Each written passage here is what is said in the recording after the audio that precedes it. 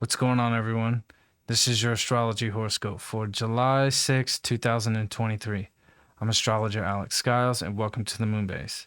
Thank you all so much for being here. I really appreciate it. Hope you're all having a great week. We're finally out of the full moon. We're coming down, and we got the moon in Pisces today. Today can definitely be one of these days where we just want to check out, essentially. So, I mean, the moon in Pisces, I love the moon in Pisces. It's a different vibe with Saturn here. So this could definitely be a day where we just want to check out, you know. This might be a day where we just wake up and say, you know, I need a fucking day off. I need to just sleep in and escape from the real world, essentially. A lot of heavy things may be coming up, heavy emotions, you know. The moon in Pisces really just takes on everything. It takes on everything in its environment. And for better or worse, you know, like the moon in Pisces has this great capacity to heal and have great empathy with other people and the world and the divine. It channels that divine energy at a very, very high frequency. But with this Saturn moon conjunction, it's really testing our boundaries and our limits of where we need to be in reality and where we need to be in the physical world, and when it's okay to check out. And Pisces is a dual sign. You know, it's the two fish swimming in a circle, and it goes round and round, just as we do, right? So what that really means is that it goes, we channel that spiritual energy in one of two ways. You know, we either want to escape and go meditate, go to the spa, get a massage, go to the beach, listen to some music that we like, you know, play music, sing, you know, anything healing that allows us to just take a break from 3D world. But at the same time, on the dual side of Pisces, you know, the dark side, the shadow of Pisces, you know, we get trapped in our victim state, or I'm not good enough, or the woe is me, or addictive patterns and behaviors that really can trigger mental destabilization, mental illness, anything like that, where we could just get lost, you know, lost in space. Pisces, people with Pisces moon really have a hard time just planting their feet on the ground. You know, they're always floating, right? It's like caught in the ideal of the world and not necessarily what it actually is. And that is a gift, and that is also a curse. And the Saturn moon conjunction today is definitely bringing up, like, hey, you know, there are limitations, there are boundaries to this physical world, no matter what our fantasies are, no matter what our dreams are. And really to achieve these higher states of consciousness, or these, you know, dreams and fantasies that we project and visualize in our mind, that Pisces is so great at, like, we have to be aware of the limitations in the third dimensional world. You know, and that's what allows us to really get to those higher places, is the awareness of where we have to restrict ourselves or where we say no. Pisces has a hard time saying no. And we're definitely being faced with that today. Today is very much a challenge to that. So a lot of things can come up that could just, you know, be heavy, and, you know, and it is a good day. If you need to take a break, take a break. Just channel that energy in a healthy, positive way, and not on the other end that Pisces can go down, you know? Because we're entering into a new karmic phase here, and we want to be doing the right things to get to that place, for you know, to really find the best version of our self-identity, right? Because the North Node coming into Aries, that's what the next 18 months are going to be all about. And today's a big day too, not just with this Moon and Saturn, but the North and South Node are finally at 0 degrees. So this is a very culminating moment. A lot of finality we're experiencing today from these past 18 months and this past 19 years. So the nodes haven't been here since 2003. So there's a lot of finality we're experiencing. It's like, okay, like we know how far we've come and what we're capable of manifesting, especially with this North Node in Taurus and this Jupiter in Taurus. Like we know what we're capable of, to bring in all the material resources and just basic needs that we have to fulfill to survive, because that's what Taurus does. It's good at collecting and gathering and acquiring the resources it needs to just to get to the next step, But with the South Node in Scorpio, it's like we're feeling what we've uncovered in our deep, deep, deep unconscious, in our shadow self.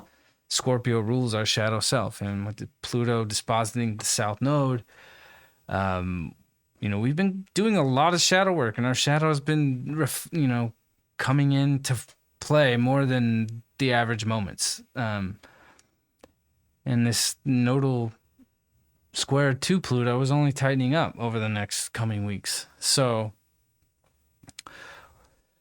definitely experiencing where we've come, how far we've come, and preparing for that next karmic wave. And this Moon Saturn today and the weight of that, that's what this is really bringing up. It's like, man, like I know how far I've come and I know what I've uncovered, and I'm preparing for the next wave. So, I just need to take a breath. I need to take a rest and just gather myself and get ready for what's coming. Because what is coming is a new wave of discovering who you are. That North Node in Aries is really discovering yourself. It's almost like discovering yourself for the first time. It's like, this is who I am. It's when the ego is really trying to come into contact with the body. And that South Node in Libra, like a lot of relationships stuff is going to be coming up, and definitely karmic things from the past connected to relationships are going to be coming up a lot, and as they have as well with this North Node and South Node in Taurus and Scorpio. So Taurus and Scorpio and Aries and Libra are the relationship sectors in the zodiac, in the natal chart. So yeah, I mean, these past 2.5 years, I mean, it's all about relationships and karmic relationship stuff playing out, and how past relationship stuff is really guiding us into the future and what we're clearing. So we're really feeling the weight of the work that we've done and how far we've come, because it's been very intense with the South Node in Scorpio, uncovering not only our inner individual unconscious, but the collective unconscious, and especially with Pluto there. Like, it is the collective unconscious. And Pluto and Capricorn, I mean, it is the entire structure of the collective, and we've witnessed it break down, and we know how we're going to rebuild that. So yeah, today, if you need to just step back and release some of the weight, today's the day to do so, but we have to channel that in very healthy, positive ways. So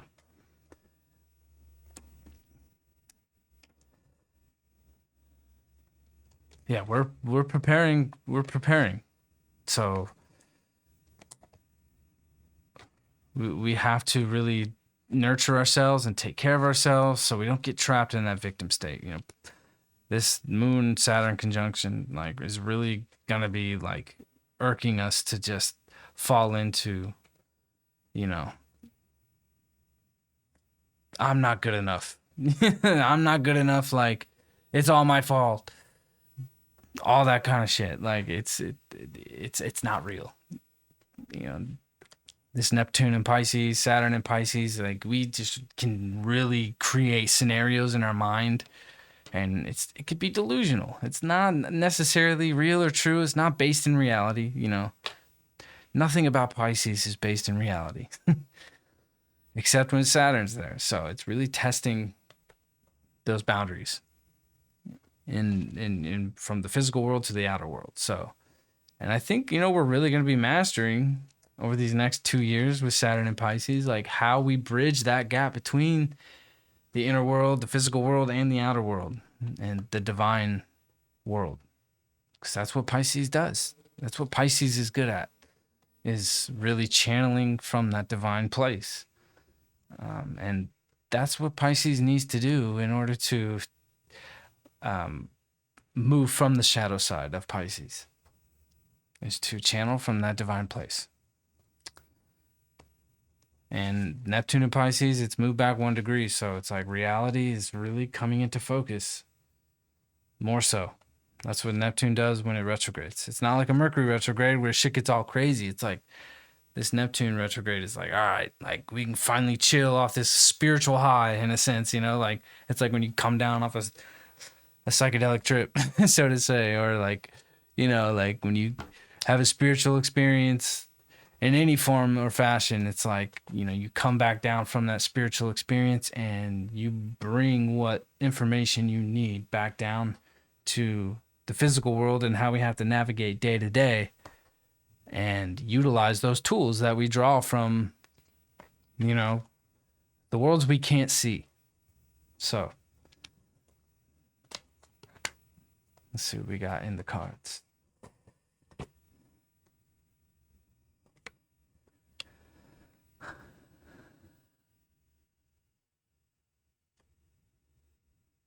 This, to me, the Four of Pentacles is very much like it's a foreshadowing of the South Node in Libra to me. Like it's like, you know, we're holding on to things from the past, and you know, and when we hold on to things from the past, like we lose sight of our value, you know, and this really also brings up this Venus in shadow as well. It's like we don't want to lose sight of, you know, what we're worth, you know, and if we hold on to things too tightly, like we get stuck, you know, and just kind of sit here and just kind of mope about things. Like we lose sight of like what we are worth in the world, you know, and we don't want to just decide to lower our value just because we want to meet somebody halfway, you know, and that South Node in Libra that we're coming into, it's like, that's going to come up a lot. It's like, we don't have to just